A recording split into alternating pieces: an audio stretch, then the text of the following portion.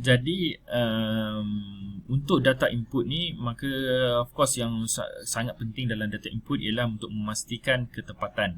Okay, ketepatan pada dokumen dan juga nak mengawal supaya prosedur ataupun polisi perniagaan dijaga dengan baik. Jadi dia kata kat sini, well-designed source documents and screens can ensure that data catch-up is accurate and complete. Jadi kalau dokumen yang direka bentuk dengan baik dan juga screen, kalau kita kalau kita nak capture data terus ke dalam komputer, maka reka bentuk screen yang baik akan dapat memastikan ketepatan dan juga kecukupan data yang tepat dan data yang cukup. Jadi untuk kita dah pastikan bahawa data adalah tepat dan data adalah cukup dengan menggunakan beberapa contoh kaedah inilah. Antaranya menggunakan instruction and prompt. Jadi instruction ni simple as arahan lah. Okay? Arahan. Jadi biasanya dalam borang kertas pun kita ada arahan. Sila isi ataupun dia tunjuk. Ini bahagian untuk kegunaan pejabat sahaja. Ini untuk diisi oleh pelanggan contohnya. Okay? Isi dengan pen hitam kan. Jadi itu instruction lah, simple lah. Ini yang prompt. Prompt ni apa dia? Prompt ni ialah bila kita gunakan kita nak masukkan data ke dalam komputer, komputer akan keluarkan satu pop-up box, dan pop-up box tu akan tanya kita sesuatu perkara. Jadi ini contoh prompt. Okay, jadi ni contoh kalau kita guna software PowerPoint lah kan. Jadi bila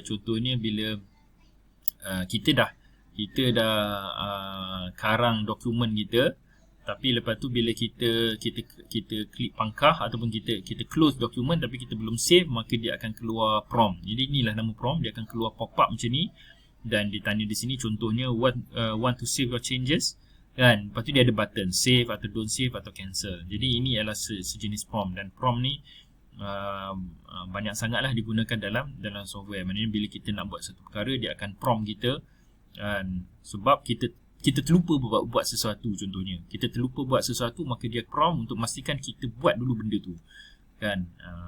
Jadi maknanya ini dapat memastikan kecukupan lah, bahawa apa proses yang kita lalui itu cukup. Seterusnya checkboxes. Okay. Jadi checkboxes ni untuk memastikan apa yang option pilihan yang kita masukkan dalam data atau dalam sistem adalah pilihan-pilihan yang exact, yang tepat. Kita tidak memilih benda yang tak ada contohnya, ataupun kita tidak memasukkan, kita type benda yang tak tepat. Okay.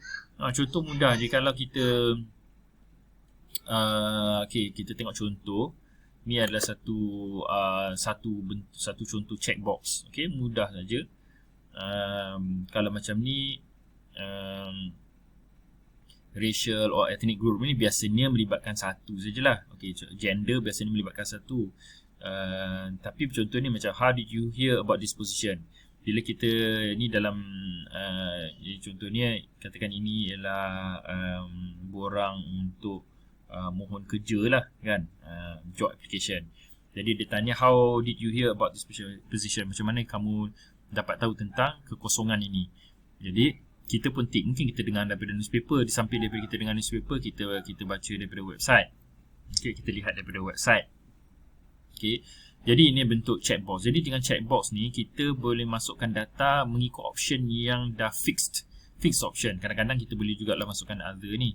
Jadi dengan ini option-option yang kita pilih tu ialah option-option yang memang wujud, dan juga kita kadang-kadang kita tak silap spelling lah. Kadang-kadang bila kalau kita biar blank saja, orang masukkan data ke dalam field yang tak ada pilihan checkbox ni, maknanya dia type, mungkin dia akan type newspaper, kemudian dia kata comma, kemudian dia kata website kan. Dia kerja newspaper, dia terlupa S, new paper. Seorang lagi dia jawab newspaper, tapi bila sistem dia nak summarize, dia anggap, sistem akan anggap new paper dengan newspaper benda yang lain. Tapi kalau kita human, kita baca, kita tahu dia ni maksudkan newspaper. Jadi bila tidak ada checkbox, bila ada ruang yang kecil, bila ada ruang untuk orang type data, jadi ada kemungkinan apa yang dia type tu tak tepat, menyebabkan sistem tak boleh proses dengan betul. Sebab ini kalau kita guna checkbox dan orang tak susah susah nak type, dia hanya tick saja apa yang dia rasa relevan. Jadi yang tick tu memang dah ada dalam sistem, maka akan sistem boleh proses dan summarize lah. Dua orang ni dia tick newspaper, maka memang dua orang yang jawab newspaper contohnya. Kan? Sedangkan kalau dia guna cara biasa, seorang dia tulis type newspaper, seorang lagi type new paper, maka sistem akan anggap dua jawapan yang berbeza. Okey, jadi itu checkbox. Okey. Seterusnya ialah drop down box. Okey, apa dia drop down box ni? Jadi drop down box ni ialah bila dalam sistem kita beri option. Biasanya drop down box ni option yang dia boleh pilih satu sahaja. Dia boleh pilih satu, tapi macam tu jugalah kita nak supaya dia pilih benda-benda yang memang ada dalam pilihan, dan kita nak mengelakkan daripada dia type, pengguna tu dia type data, dan bila dia type maka dia akan kemungkinan kadang-kadang dia type dengan capital letter, kadang-kadang dia type tak ada capital letter, patutnya dua perkataan tapi dia sambungkan satu perkataan, kadang-kadang ejaan dia salah. Bila berlaku kesilapan-kesilapan macam tu, sistem dia tak boleh proses data tu dengan baik. Tapi bila kita gunakan drop down box, dia hanya pilih pilihan-pilihan yang ada, tak boleh tambah pilihan, maka kita dapat pastikan bahawa sistem dapat proses dengan mudah dan tepat. Jadi contoh drop down macam ni, kan, ada pilihan, kita klik, kemudian kita pilih pilihan kita dan dia akan appear di situ. Tak payah kita eja promo contohnya, kan.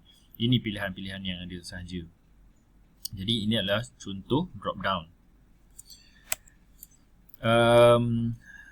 Kemudian satu lagi cara untuk kita memastikan ketepatan dan kecekapan ialah pre-numbered documents. Untuk kita pastikan bahawa rekod-rekod kita cukup, kita gunakan pre-numbered document. Ini ialah kalau dokumen kertas, bila ada pre-numbered document, kalau ada kita ada dokumen-dokumen tertentu, contohnya receipt. Kita ada receipt nombor 1 sampai receipt nombor 10. Tapi bila kita nak key in dalam sistem, kita tengok receipt nombor 9 tak ada. Kan, sedangkan kita tahu bahawa receipt ni adalah pre-numbered, maknanya memang sepatutnya memang ada receipt nombor 9 tapi hilang. Jadi kita tahu bahawa satu rekod tak cukup, maka kita akan carilah. Berbanding dengan kalau dokumen tu dokumen yang blank. Kan, kalau dokumen blank, bila kita isi baru kita tulis ni satu. Takut-takut bila next one kita pun tadi kita dah isi nombor 1, belum kita isi nombor 1 lagi. Jadi dia menyebabkan kita tak boleh memastikan kecukupan dengan betul lah, kan. Jadi contoh pre-numbered document, jadi kalau kita lihat dalam ini ialah satu contoh, saya rasa ini ialah receipt, okey, ataupun cash invoice, dan di cash invoice ni dah ada pre-printed number 1879. Jadi sudah pasti ada 1878, 1877, 1876, dan semua dokumen-dokumen telah digunakan. Jadi bila kerani dia nak key in urus niaga ni dalam sistem, dia akan key in mengikut nombor, dan bila dia key in, orang boleh check, kan. Mungkin auditor ataupun dia punya manager dia boleh check cukup tak apa yang dia key in. Jadi mungkin dia tengok ada rekod nombor 1879, tapi mana pergi 1878. Dia pun akan tanya kerani, mana pergi dokumen 1878. Sedangkan 1879 pun anda dah masukkan. Jadi kita boleh memastikan bahawa rekod-rekod yang kita masukkan adalah cukup. Untuk memastikan polisi perniagaan dipenuhi, sistem boleh diprogramkan untuk approve atau untuk memastikan ketepatan urusan niaga. Jadi kalau kita gunakan sistem, kita boleh program contohnya untuk approve. Jadi mungkin bila kita terima satu dokumen ataupun permohonan jualan daripada pelanggan secara kredit, mungkin kalau bila jualan ni secara kredit, dia akan prompt kepada credit manager. Jadi credit manager dia tengok dan dia akan klik button approve, lepas tu barulah boleh teruskan. Ataupun untuk verify transaction, maknanya verify transaction tu mungkin verify dari segi amount yang tepat, amount yang munasabah. Jadi kalau amount yang dimasukkan tak munasabah, Jadi mungkin komputer dia boleh halang lah, ataupun dia tak boleh save.